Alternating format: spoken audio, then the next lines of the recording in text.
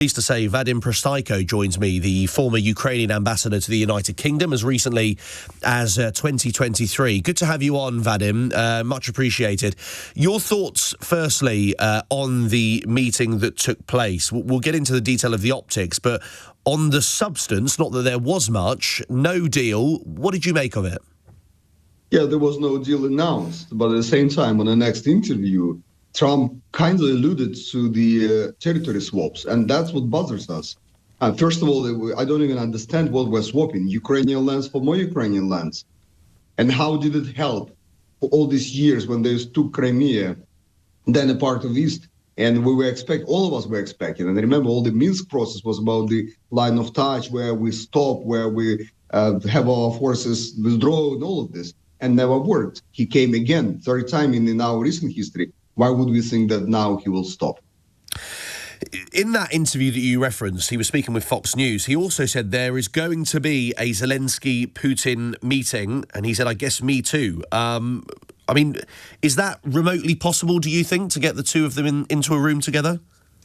It was done before. In 2019, we were sitting, I was foreign secretary then, and was accompanying Zelenskyy to Paris when we had this meeting. And by the way, new President Zelenskyy at that time hoped that he would resolve it.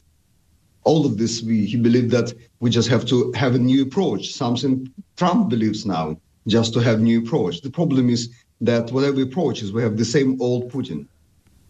Donald Trump said that he would rate the meeting a 10 out of 10 because we got along great, and his advice to Zelenskyy is to make a deal. You talk about the territory swaps, the land swaps, and look, I'm in agreement with you that this is Ukrainian land, but we also want to see an end to the bloodshed. Is there any way in which you would countenance some form of deal that would involve Ukraine having to give up some of that land that it had pre the invasion? Yeah, I can imagine some compromises. I can imagine something when we stop at the line of touch and we discuss how these lands are controlled and operated. I don't know, Hong Kong style or something close to it. Well, the problem is here that Trump is swapping somebody else's land easily as his own. This is the problem, and I still don't know how Ukrainians feel just early morning in Ukraine. I know that we are frustrated to see both of them shaking hands and red carpet and all of this. But let's see what would happen when Ukrainians come to senses and understand that actually there is the attempt, there is the chance, a remote chance that the bloodshed will stop. You know the UK well, you know the rest of Europe well. How would you like to see the UK, but also other EU countries respond to the meeting? Do we need to step up sort of arms to Ukraine, would you like to see, or what sort of response? That's a great question. When I was there as an ambassador, I remember that idea was that Ukraine has to win and Russia has to lose, and we're all of us united. And that was the strongest response from everywhere in Europe. Germany was not that strong, France was not that strong. It was clear, a loud message. I don't hear it anymore. We're talking about coalition of willing will send soldiers, but after the peace will be reached, and if it is supported by the United States. So frankly, I'm missing all good times just 3 years ago. But why do you think that is? Is that fatigue with the war, or what do you put that down to? Maybe just because France and Britain and Germany, they understood finally that they don't have this nuclear might behind their backs of the United States. Maybe they finally understood that NATO is not that strong when the strongest link is not that strong. Or maybe something changed in the United Kingdom. I've been last time 2 years. You tell me. Yeah, well, we miss you. Come back. But with regards to President Zelenskyy, look, there are messages coming in, and you will have heard this countless times. You know him well. You were his foreign secretary. You were the ambassador to the United Kingdom. Is there an argument that says he needs to stand aside in order to get some form of peace? It was by Russians, believe it or not. And they were making case that we don't want to sign something with the person who will be replaced very soon. But that's the democracy, so-called. We know that your leader is not changed for many years, but that's what the path we took. We could also become somebody like, I don't know, Belarus or Russia. But no, we decided that our leaders have to change. It is difficult sometimes. You're losing momentum in the negotiations and something. The other leaders waiting until the administration will change and then we'll do something. But that's how we have to operate. I know that President Zelenskyy in a very hard position right now. He already made an announcement that Ukraine is not going to give up any lands, and not because just of the constitution is not allowing, but Ukrainians are not allowing this. This is a very hard call. Yeah. Can I ask you lastly, as a former ambassador, you know how important the optics are, and often every sort of cough, spit and splutter is meticulously planned. The optics yesterday of President Trump applauding Vladimir Putin when he came down the stairs into the limousine, sort of hugging each other, embrace. How did you read that? I mean, that must have been difficult to watch. On a scale of 10, right? As the Trump himself described it, 10, I wouldn't climb that far. We understand the diplomacy have to have a chance. We understand that before meetings, sometimes you shake hands, although our delegation is not shaking hands with Russians when they come. But still, knowing all of it, knowing the power of flatter, still very painful to watch. I bet it was. Thank you for joining us. I really appreciate it. Vadym Prystaiko is the former Ukrainian ambassador to the United Kingdom. He also served previously as the Foreign Affairs Minister in Ukraine and also the Vice Prime Minister. Vadym Prystaiko. We were cautiously optimistic, but right now I think the disappointment is huge. So there are two sides of it, right? Like the first one is the practical and political one, but there is also an emotional side. And I think it will have a bigger toll on Ukrainian people. So if we are talking about the practical side, Putin obviously got much more out of it than President Trump. Putin has gotten out the isolation. He got to really escape the sanctions for a little bit more time. We don't know for how long, but obviously sanctions will not be imposed. And he didn't give up anything.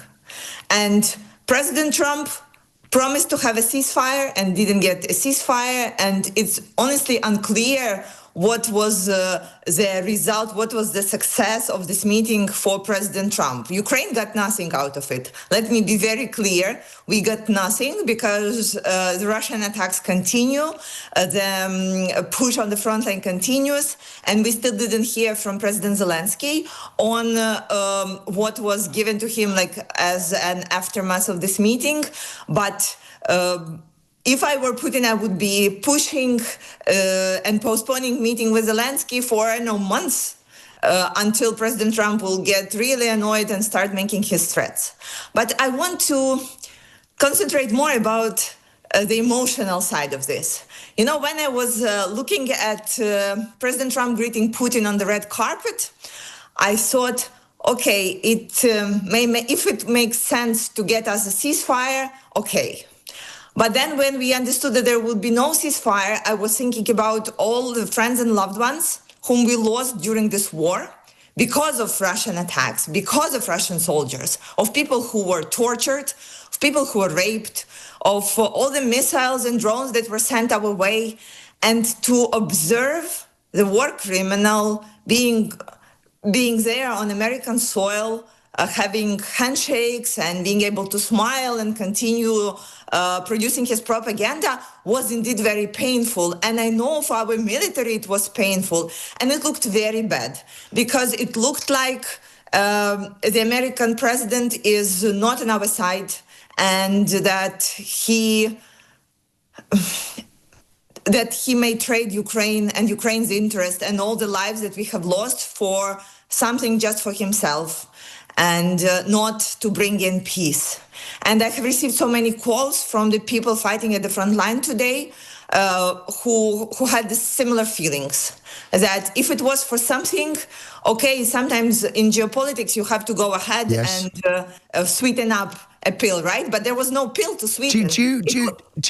Because there is a school of thought that this is Trump bringing Putin in from the cold, establishing a relationship that may one day down the line lead to a ceasefire. I have to say that so much time has gone by without a ceasefire that I'm finding that logic, that argument hard to believe. But that is the view of some people. That Putin and Trump are building a relationship that will lead to some kind of benefit for Ukraine. I always have one question. Would many of us survive up till this point? This is the key question, Matthew, because here, every single day that Putin continues attacking us, people are dying. People are not waking up in their beds when they went to sleep in the evening because there was a Russian missile that hit their home. On that point, Putin is attacking civilians, and the goal of President Trump was to make him stop, and he failed. On that point, did you take? I mean, it's small beer, but I think it was something worth acknowledging, and certainly for the listeners should hear that. Right at the beginning, there were some questions from the press, and one very brave reporter asked Putin, "When are you going to stop killing civilians?" And that led to the end of the pre-summit press conference, and all journalists were made to leave the room. I mean, that says an awful lot about the summit, I would suggest. Yeah, that's true, and. Honestly, there was like the only positive thing in this meeting that we can take was how people in Alaska were making those rallies for Ukraine, reminding both President Trump and Russian delegation about more than 20,000 of Ukrainian kids that were kidnapped, like standing with Ukrainian flags. And I honestly say great thank you to a journalist who was brave enough to go ahead and ask this question, because the dictator needs to know that what is happening right now is not okay. It is exception and not the rule. At least we want to hope that this is not the rule, that he is accepted there as a normal leader. Kira, before I let you go, do you have any confidence at all that Donald Trump can negotiate a ceasefire with Vladimir Putin? Do you believe that can ever happen? I don't know. I want to hope. I cannot take the hope away from Ukrainian people, right? So we need to take every chance. But right now it's not looking promising, and we didn't hear like the answer to most important question about the security guarantees. Basically, we didn't hear anything at all that would be hopeful. So we need right now to work closer with you guys, with our European partners. Because Kira, he made it very clear. That's going to be the question I'm going to be asking in the next hour exactly, is how is Europe to respond to this sort of inaction from the United States? Kira Rudik, always a pleasure. Kira, the leader of Ukraine's Golos party.